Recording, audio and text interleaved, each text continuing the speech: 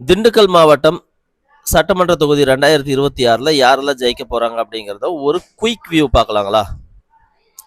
திண்டுக்கல் மாவட்டத்தில் பழனி சட்டமன்ற தொகுதியில் அதிமுக சார்பாக ரவி மனோகரன் அப்படின்னு ஒருத்தர் நிற்கிறாரு. அவர் தான் ஜெயிக்க போறாரு. அதை எதிர்த்து பாண்டி அப்படின்னு ஒருத்தர் சிபிஎம்ல நிற்கிறாரு. திமுக சார்பாக பிரபுகுமார்னு ஒருத்தர் நிற்கிறாரு. ஆனால் ஜெயிக்க போகிறது ரவி மனோகரன் அப்படிங்கிறது நம்முடைய ஒரு ஜோதிட மெத்தடில் நம்ம எடுத்திருக்கிறோம். அடுத்து திண்டுக்கல் மாவட்டம் ஒட்டஞ்சத்திரத்தில் சக்கரபாணி மேசராசி அவர் தான் ஜெயிக்க போறாரு. திண்டுக்கல் மாவட்டம் ஆத்தூர் சட்டமன்ற தொகுதியில் பெரியசாமி கன்னிராசி கன்ஃபார்ம் அவர் தான் ஜெயிக்க போறாரு.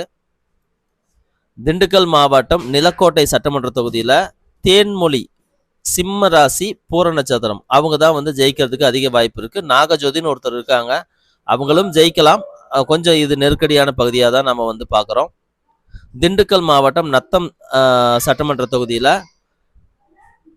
அதிமுக சார்பாக நத்தம் விஸ்வநாதன் சிம்மராசி மக நட்சத்திரம் அவருக்கு ஒரு பெரிய வாய்ப்பு இருக்குது.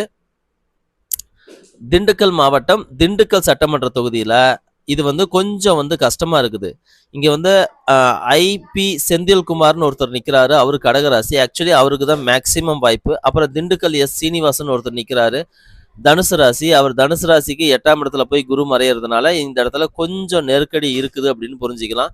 ஸோ கடகராசி பூச நட்சத்திரம் ஐபி செந்தில்குமார் திண்டுக்கல் சட்டமன்ற தொகுதியிலிருந்து அவர் தேர்ந்தெடுக்கப்பட வாய்ப்பு இருக்கு. திண்டுக்கல் மாவட்டம் வேடசந்தூர் சட்டமன்ற தொகுதியிலிருந்து டாக்டர் பரமசிவம்னு ஒருத்தர் தேர்ந்தெடுப்பதற்கு அதிகப்படியான வாய்ப்பு. அவர் துலாம் ராசியை சேர்ந்தவர். ஏத்து நிற்கிறவர் சாமிநாதன் டிஎம்கேவிலேருந்து வர்றாரு.